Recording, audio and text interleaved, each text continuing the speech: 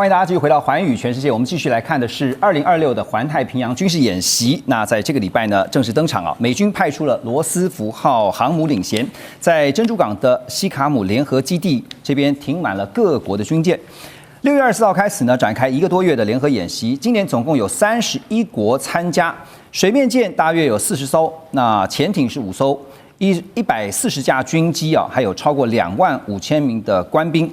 環太平洋軍演是從1971年開始，每2年舉行一次，今年是第30屆，那也是美軍跟盟友在海上聯合訓練的平台，當然也是印太區域防範侵略、維持自由開放秩序的重要一環。而環太軍演聯合部隊的指揮官就表示呢，美軍奉行以實力求和平，也強調嚇阻就是透過實力維持和平的方式。好，現在這個環太軍演登場哈，美軍這邊特別強調說用實力來求和平。不過外界常常也形容啊，環太軍演呢常常就是一個像大拜拜式的哈，就是跟印太的盟友舉行一場聯合軍演。每2年一次的環太軍演，究竟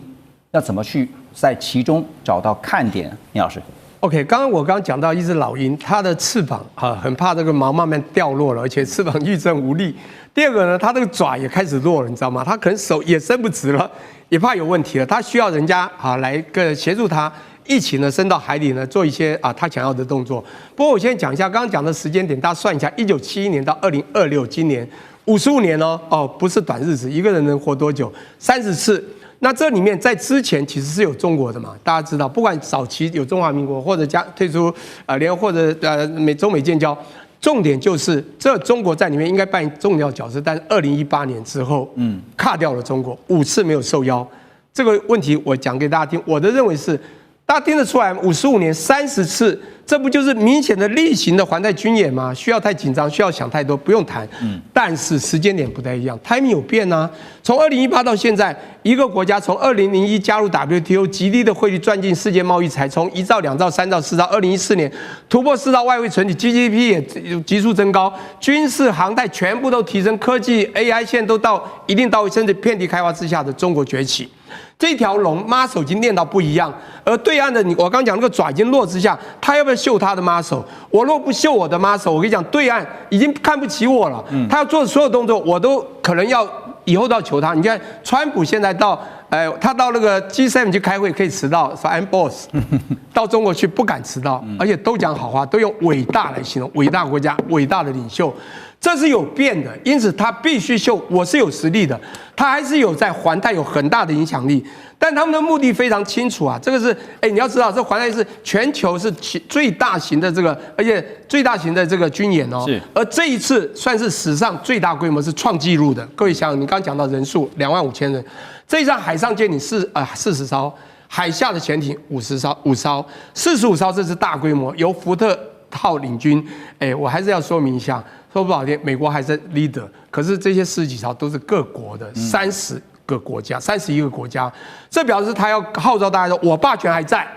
你們要聽我的，跟我一起秀muscle，我們一起去抓魚吃，這樣子的話不會被人家拿掉，這是我覺得很重要的目的。當然，這個 timing 已經顯現出美國有在畏懼崛起的那條龍。OK， 那當然，他目的講得非常清楚。我們剛剛講的，他現在有個韓國這個作為這個所謂的海上這個指揮官，對不對？他講到用實力來維持和平，這是事實啦。但實力到底有沒有實力？為什麼特別去強調實力？要31個國家來結合實力。他強調是怎麼樣？要對區域潛在的威脅做聯合嚇阻效果。請問威脅在哪裡？講白，他們認為就是那個更有實力的出現了，就是劍指中國大陸。對呀，劍指嘛，不點名也知道了。第二，當然維護印太的自由、安全、開放，這樣子就維護了嗎？其實我還是懷疑，講不好聽，例行的軍演，但是美國必須帶領他的效力，秀muscle。重點是這些國家是不是將來都一定聽美國？這還是一個大問題。您剛剛提到一個重點哈，3個字：秀肌肉啊，這規模越來越大。不過呢，我們在外行，我們常常聽到一句話說，外行看熱鬧，內行看門道。晉哥，你看出什麼門道？是這個，就是王定宇啊，這個在這個就是立法院這個就是說質詢，然後呢，這個國防部部長顧立雄，對，就這個基本上都是同一個黨，都已經套好招了。然後呢，這個相關的國防部幕僚單位，他前面有個電視熒幕，打出來什麼他就照念而已。你問問看顧立雄知不知道這個？譬如說，這個叫做勇敢之盾是2006開始的，而且是美軍內部整合3軍戰力了，他不懂。你問問他啊，這個堅毅之龍啊，也不過是2021年開始了，是美國這個海軍陸戰隊的第3遠征軍跟這個叫做日本的陸上自衛隊的聯合演習，他也不懂，他只是照着那個熒幕來練，然後自由時報然後就跟着這樣去了，這個就是報道。我們要知道這種的演習啊。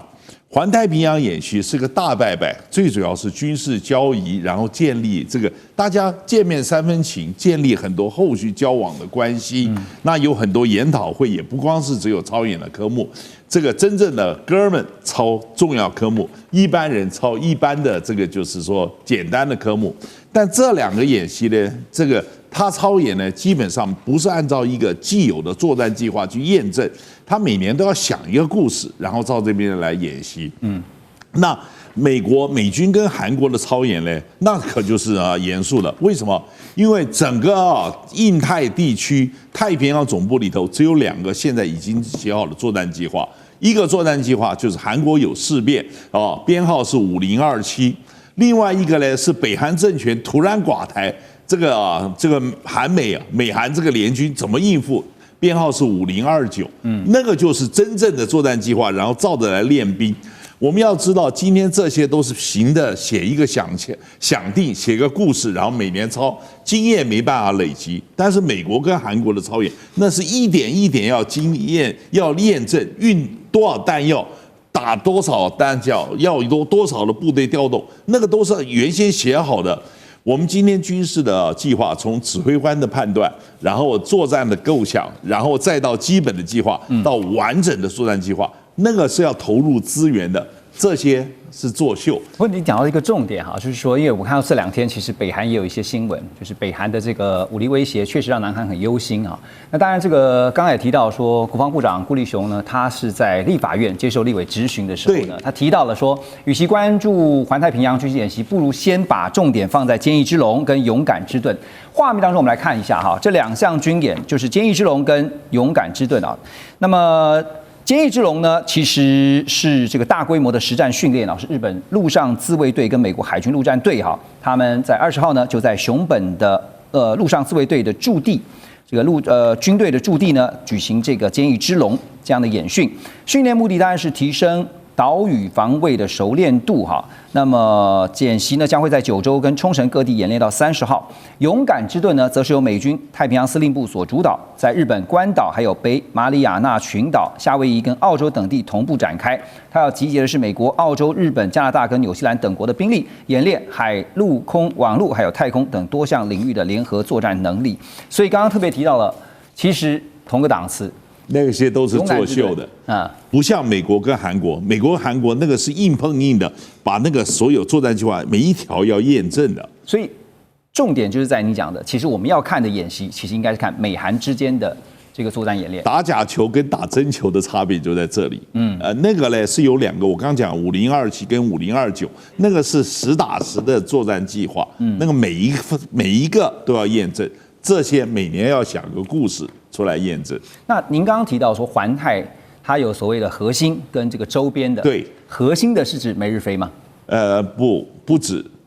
這個澳洲、紐西蘭都算，這個非還是在稍微外圍，讓它沾點邊而已。所以我就知道，你要了解這個所有的五眼聯盟，還有很多的核心的那個是操比較難的科目，而且他們有共同的軍事準則。那至於外圍的呢，那就是作秀式的，大家非常歡樂了，然後呢，這個 party 要辦得很好，接待要弄好，這個就是各種的參訪要弄好。對，那個真正操的那個是等人家走了之後，這些人真正的哥們再起來操。其他周邊的就是把這個 party 做大，就是規模做大啊，秀肌肉。那在環太軍演開始的前一天呢，我們看到6月23號這一天，也看到中方有一些動作。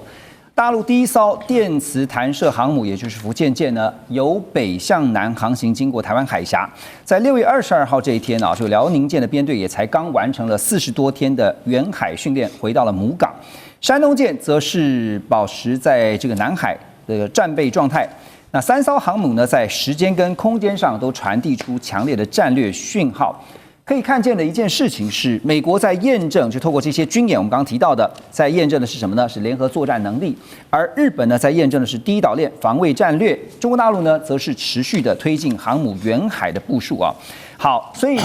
美軍的戰略想定呢，是把解放軍鎖在第一島鏈內，就是不讓他們突穿第一島鏈，甚至威脅到第2跟第3島鏈啊。但是，即便說把日本、菲律賓，甚至是台灣推到了第一線，然後讓美國呢在第2線，在後面，現實上也很難夠達成的原因到底是什麼？大使你怎麼看？就是東風導彈系統，就是說你從海上攔，你從陸上攔，它是從天上過去，所以事實上的話，這次是6月24號嘛，這個所謂的這個美國的這個年度大演習開始啊，大軍演開始。環太軍演開始要演38天嘛，其實我覺得對中國大陸的反應啊，先發制人反應是在6月20號，6月20號，他這個所有的媒體都播放這個大陸試射東風17，所以飛彈是關鍵，飛彈是關鍵啊，東風他沒有打再遠，東風17呢，它是就是說多地發射，聯合多地發射，聯合作戰。然後呢，這個多地發射還強調這個機動性，發射的機動性，它很多是就是說，這個有那個飛彈的拖車拖到那邊，一放下來以後這個很快就發射。它可以換不同的點，它不是所謂警發式，警發式不是，所以它都是機動式的，然後從不同的點，那可能這邊這個是這個，甚至可能是北方。這個中部、南部各個不同點打出去，然後形成這個火網。那這個東風17呢，其實它的射程是1800到2400，然後呢，它的末端的速度是10馬赫，然後有變軌，變軌能力就是說你無法攔截，所以這個一算正好打到關島。那不是第2島鏈，所以第一島鏈形同虛設了。對，那就是說你要講突破這個第一島鏈的話，另外就是這個航母啦。航母本身就是一個浮動的飛機場，它的這個打擊力量是非常強。那還有第3個就是水下的作戰力量啦，就中國大陸的這個094啊、095啊。這種前艦，對，所以事實上的話，現在美國擔心的就是說，美國已經在實際做了，就是把這個第2島鏈加強，可是看起來第2島鏈也不是什麼對大陸目前的戰力來講，也不是什麼難事啊，所以就是說，打仗不是拼怎麼樣，拼那個人數啊，拼這種你這種人海戰術啊，現在打仗都是點穴，噼里啪啦就把你的重點都給你消滅了，你就沒有戰力了。那還有就變成就是說，我們導彈怎麼講來？最重要的導彈要具備威懾力，就是說一定要無法攔截。你如果可以攔截的話，你這導彈，比如說那個就是亞音速。然後呢，你又不能在那種大量的高爆彈頭的，你說在戰爭的時候，那個大家要決勝的時候沒什麼管用的，那你就要這種無法攔截，然後呢又可以帶各種不同彈頭，看它的爆炸威力啊，那這個才有威懾力啊。也就是說，中國大陸其實要向，特別是西方，尤其是以美國為主的，說你用你的軍演，那我也演練我的飛彈，然後呢告訴你的是說，你敢進到這個海域呢，你就準備要接受挨打的份啊，所以這也就是剛剛提到說，既然如果未來這個突穿第一島鏈成為常態的話，那美國的防禦在戰略上會做什麼樣的調整？金哥，你覺得？我覺得基本上來講，就是說大家用演習互別苗頭啊，也是在傳遞政治信號。但是就整個而言的話，就中國大陸“一帶一路”啊，我們要知道一件事情，其實制海權的維護是一個經濟的問題。那真正來講的話，對於這個美軍現在所有軍事的部署，跟它直接經濟的航路沒有太直接的關係。所以這個進出島鏈的演習是針對的假想，就是拒止萬一台灣衝突，拒止美國，這個是擺明的非常的清楚。對。但是呢，它經由最近的這個遼寧艦的這個是跨越島鏈的演習啊，它在最主要是測試出來這個日本跟駐日美軍它的這個情報偵收跟監偵的能力。那我們都發現日本的這個統合幕僚監部有很多的資料，它一下就是開天窗了，沒有辦法出來。所以事實上這也是一個警訊，也就是